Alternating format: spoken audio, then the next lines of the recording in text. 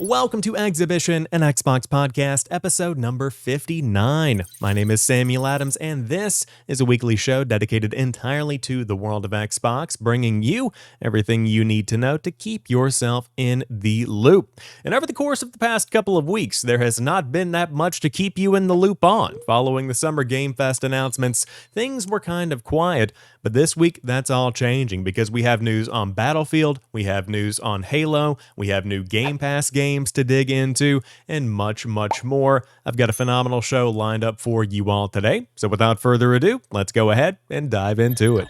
Summer Game Fest was held a couple of weeks ago with big events, small events, and in-between events bringing us tons of news that gives a pretty comprehensive view of what's coming in the world of gaming over the course of the next 12 months, and of course also giving us a peek a little bit beyond that.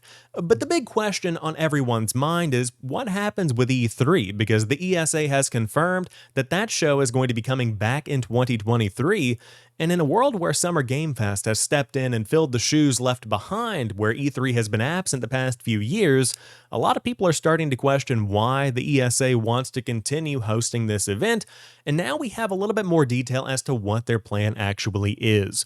This comes from GamesIndustry.biz, where there is a public press release saying that PAX organizer ReedPop is going to run E3 2023. They write, the Entertainment Software Association announced today that E3 2023 will be organized in partnership with ReedPop. The latter is the company behind PAX, EGX, Star Wars Celebration, New York Comic Con, and other events, as well as the owner of several leading games media brands, including GamesIndustry.biz. Together, the two organizations will host E3 2023 in its traditional home at the Los Angeles Convention Center during the second week of June.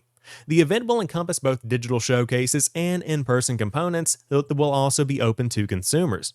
Media registration, which has been streamlined and given added security following previous year's leaks, will open later in the year. More information on confirmed exhibitors and event schedules, as well as hotels and travel guides, will also be shared in the months to come. So, what I'm getting from this is once again an event that is confused on its purpose.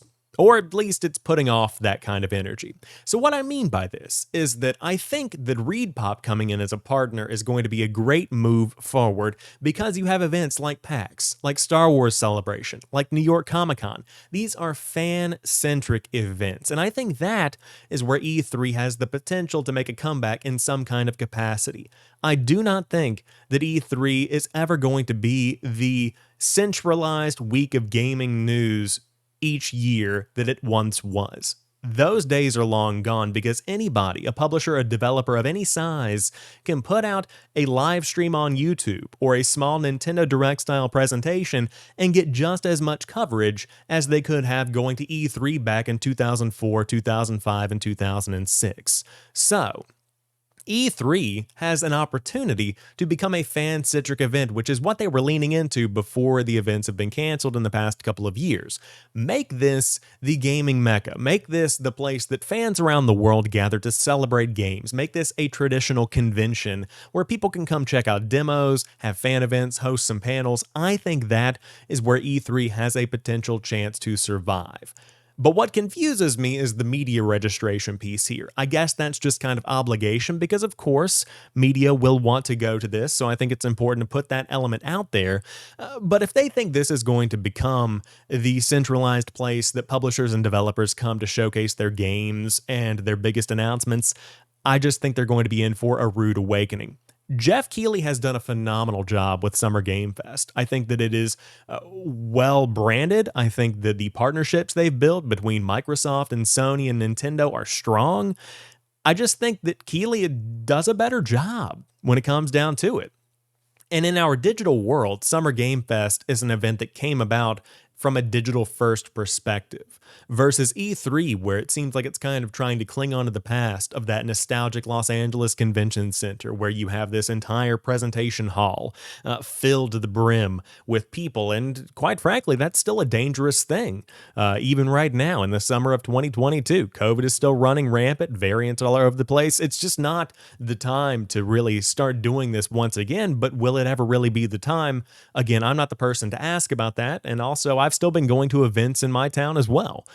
So, again, a lot to break down here. But ultimately, ReedPop is going to be a partner going forward, and they have proven success with PAX, Star Wars Celebration, New York Comic Con, EGX. These are all very good events, and I'm somebody who would love E3 to survive. I want to be able to go to an E3 one day, and while it might not be the event that I remember from my childhood that I used to look forward to every year, I still think there's value in the brand and in the value that it can bring to players. Just my 2 cents, but certainly some exciting news. For fans of first-person shooters, we have some very exciting news to dig into now because a new Battlefield single-player campaign is officially in the works from the co-creator of Halo. This is a story that kind of blends together a couple of pieces of news that we've known with some new information to kind of add some more color and detail to what we can expect. This coverage comes from Cameron Koch over at GameSpot.com, who writes, "A new EA studio helmed by the co-creator of Halo is looking for a design director to help build a single-player campaign featuring rich, exciting stories with memorable characters in the Battlefield universe, according to a job listing. The listing seems to confirm that the new Battlefield Seattle studio, helmed by Marcus Lehto of ex-Bungie fame, will indeed be working on campaign experiences for Battlefield, which was hinted at late last year when EA announced it would be creating a Battlefield universe that would span multiple games from various EA studios. According to the job listing, the game's design director will work to design the vision of a new Battlefield campaign and will orchestrate the mission design, narrative, game mechanics, and systems to create the highest quality experience possible. The position also states the design director will need to embrace the core tenets of the Battlefield franchise and make sure they are woven through all layers of a masterfully designed single-player campaign." So, that's pretty much the information we have so far. Nothing official from DICE or EA, but I have a couple of questions we'll get into more in a moment. First and foremost, Marcus Lehto, the co-creator of Halo, has had a rough couple of years. Disintegration was a project that he had put a team together to bring to market. It landed, and it did not land very well. It was, again, probably about a 7 or an 8 on the highest end, and shortly after it launched, the servers were taken offline, and Marcus Lehto was sent searching for his new opportunity, which he ended up landing with the team at Electronic Arts in an entirely new studio. So, that's kind of where he's at right now. Now we have some color as to what they are working on. We have a new Battlefield game with a single-player campaign. That is a move in the right direction because looking back at Battlefield 2042, the game launched, and once again, the high scores looking at about a 7. A lot of scores were much lower than that because the game felt largely incomplete. It was littered with bugs, and there's just simply a lack of content, including a campaign which was critically received by the majority of the community. Because if you're going to ditch a campaign, you need to have a very, very, very robust multiplayer offering, and considering since the game launched, we've gotten one additional map, you can't really say that's a robust offering, and the community is certainly continuing to make their voices heard, even with the addition of a new map that came out a couple of weeks ago with the launch of Season 1. All of that taken into account, Battlefield still has an opportunity to make a comeback because looking back at Battlefield 1 and Battlefield 5, these are very good, high-quality, high-fidelity games that had very good single-player campaigns. And so, if you take the modern setting of Battlefield 2042 and the world that's been built already, I mean, the narrative behind the scenes of Battlefield 2042 lays the foundation for everything you need. You have a world on the brink of societal collapse, environmental tragedies are happening around the world, which you can bring the Levolution back into the mix of on a huge scale. You have these factions that are warring for resources. It is a cool world to discuss. You just need somebody to tell these stories if you do want to continue going the 2042 route. And so I hope in my heart of hearts the Battlefield can make a comeback because I was so excited about 2042, and I'm somebody who's probably put upwards of 120, 130 hours into the game as it is today. And I'm still disappointed in where Battlefield is sitting at as a franchise right now. You have the mobile game that's coming out soon, which gives me some cause for concern, but ultimately, I want more of what makes Battlefield good. I want solid single-player campaigns, nothing too big, 5-6 hours at most, that sounds good to me, and then a very, very good multiplayer offering that digs into some of that nostalgia, but ultimately, I want great gunplay on huge maps. That's all I need. That's all I want. Turning our attention to Halo, We now have a new technical design director at 343 Industries, and that is Halo veteran Paul Bertone. Now, this coverage comes from VideoGamesChronicle.com, which writes that Paul Bertone worked on Halo 1 through 3 ODST and Reach during over a decade at the series creator Bungie, where he served as design director until 2012. Since then, he has gone on to work at Undead Labs, Industrial Toys, and most recently at Highwire Games, focusing on the PlayStation VR title Golem and the upcoming 6 Days in Fallujah, which is a very controversial game, by the way. But Joseph Staten threw up a confirmation on Twitter saying, "I'm happy to confirm Halo veteran Paul Bertone has joined the team as studio technical design director. Paul and I met in 1999 back in Bungie's Chicago days, and then shipped Halo 1 through 3, ODST, and Reach together. I am thrilled to have Paul help lead the future of Halo Infinite."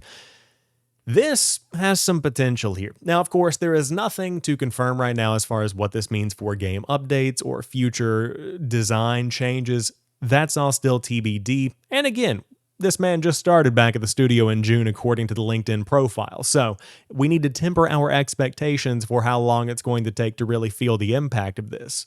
But what I will say is, when you have a game like Halo Infinite tapping back into the roots of the franchise and trying to capture the magic that the original game brought when it was first launched over 20 years ago, having the original team back together, or at least specific core elements of this team, is very important in capturing that feeling and making sure that the vision stays on track. And having Paul and Joe together once again, I think, is a phenomenal opportunity for Halo Infinite, because I was just playing some of the Fractured event this morning, and it plays wonderfully. The game is in a good spot.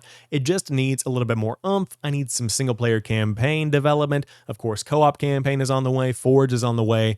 I think Halo has an exciting future ahead of it, but I'm excited to see more members of the original team coming back to help make that future a reality.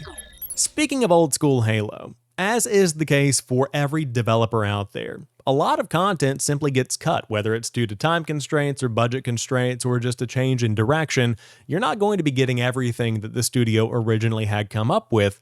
And the most recent post over on HaloWaypoint.com digs into that. This is a post called Cutting Room Floor, and it is a very deep dive into cut content and a new archaeology team that is helping bring some of this cut content back into the Master Chief Collection. Now, specifically, this is for the PC version of the Master Chief Collection because of how easy it is to mod content into that version of the game, and there are no promises right now for bringing this content to the console version of the Master Chief Collection. But now we'll turn over to the IGN coverage from Ryan Dinsdale on this topic, who writes, "The famous Halo 2 E3 demo will soon be playable thanks to 343.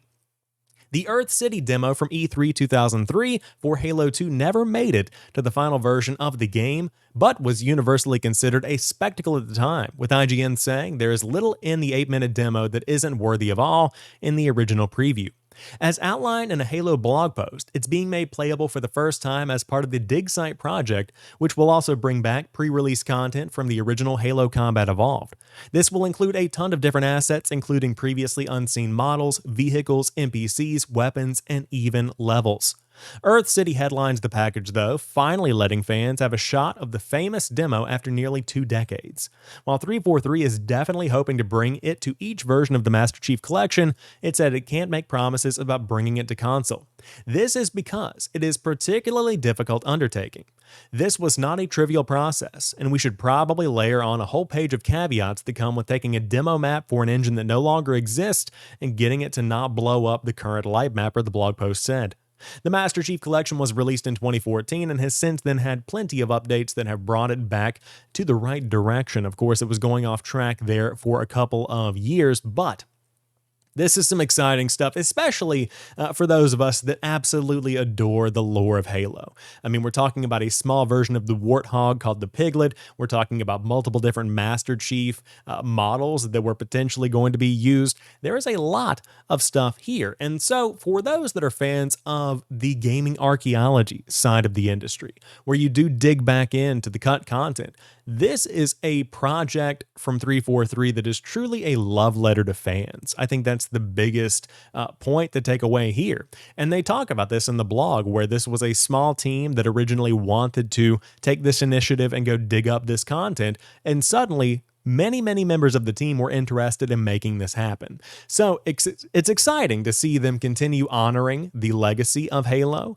and to dig back into some of this content. And at the very least, if you bring it to the PC version of the Master Chief Collection, that's where you have the opportunity to catalog it and to save it and for people to make YouTube videos about this content. That is the kind of stuff that I want to see.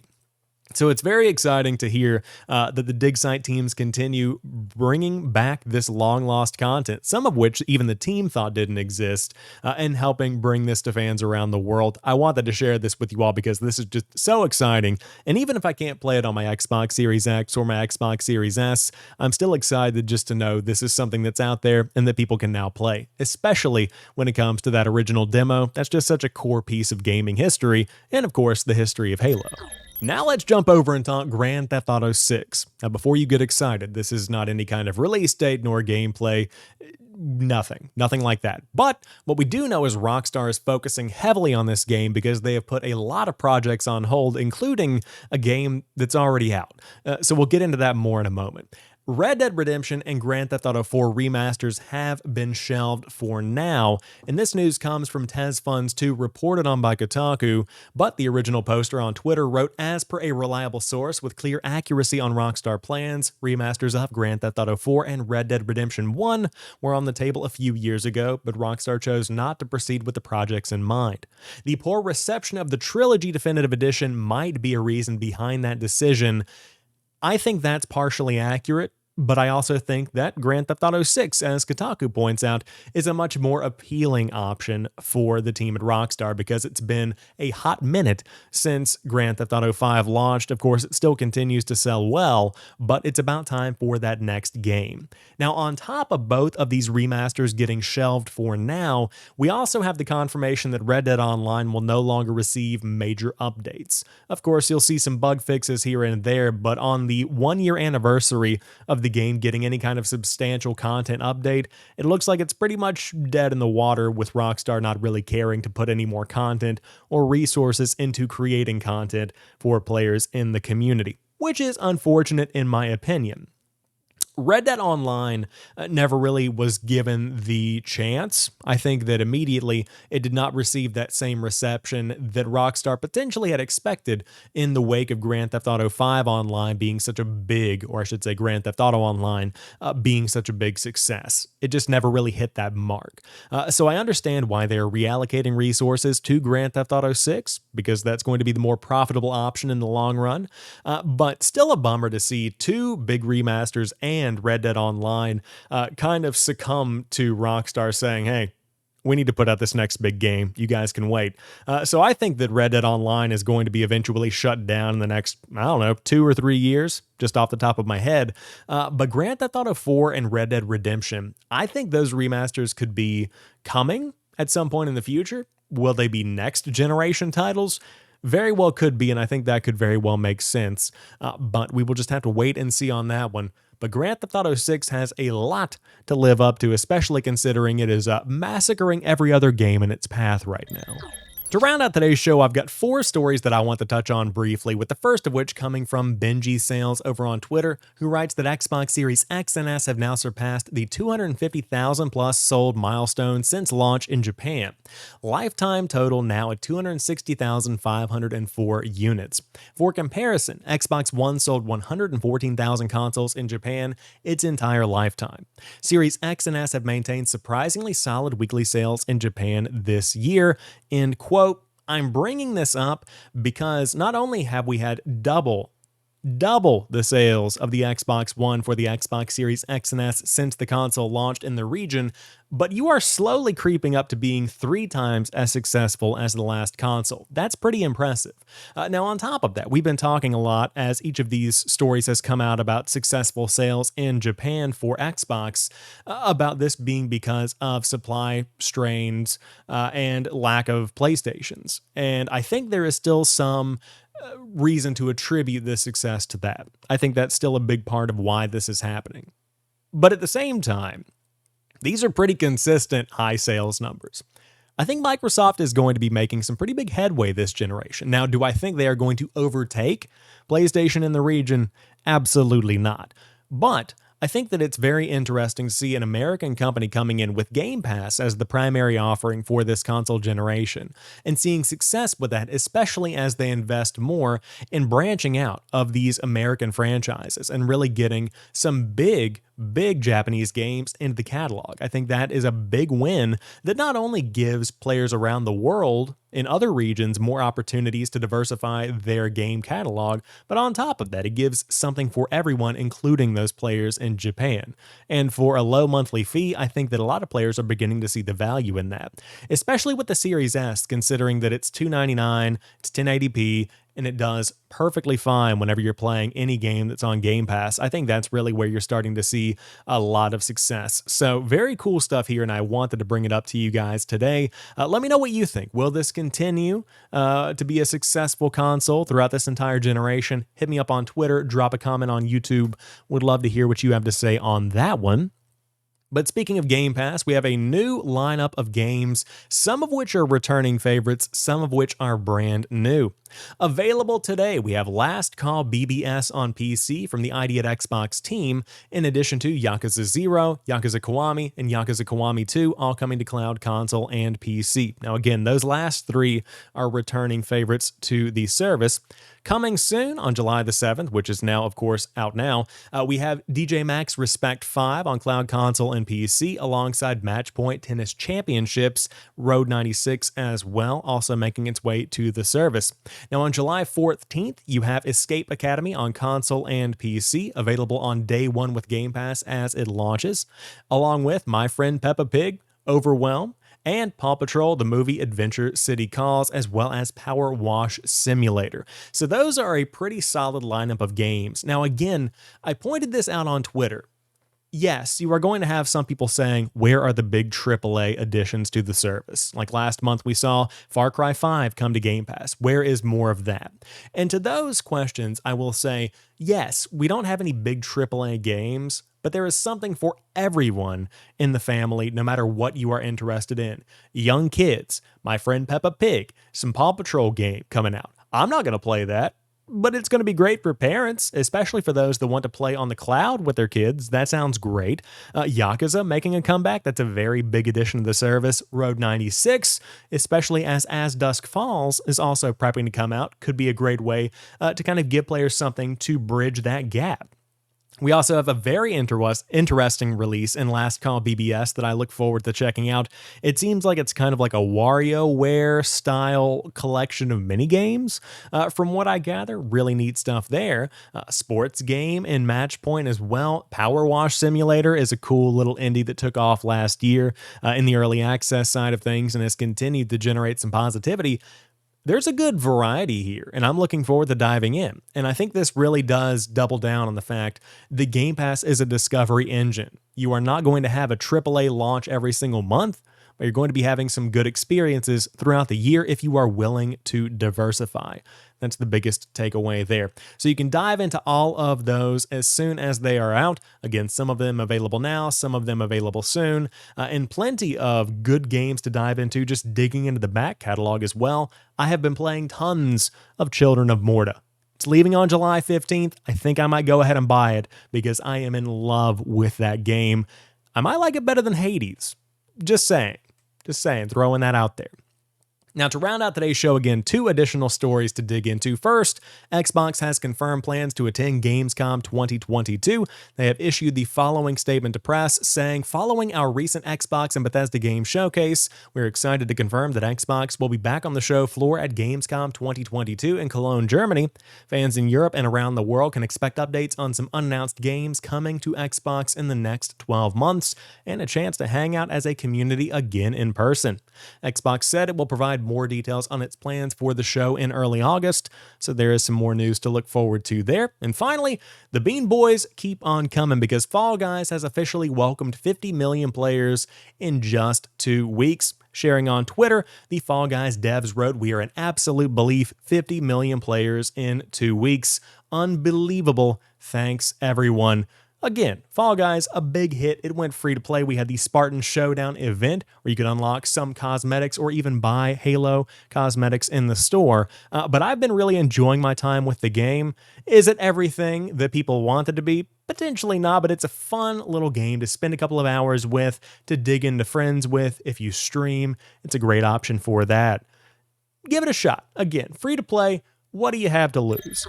And with that, we're wrapping up this week's episode of Xhibition, an Xbox podcast. If you enjoy the show, you're new here, you like what you see or what you hear, hit that subscribe button on YouTube, add the show to your podcast feed of choice, and of course, get it delivered right to you each and every Sunday at 10 a.m. Eastern Time. I'm also posting stuff on TikTok, Instagram Reels. You can find me everywhere at JamPackSam. I hope to see you over there. But until next time, you guys have a fantastic rest of your week. I'll talk to you soon, and keep on playing.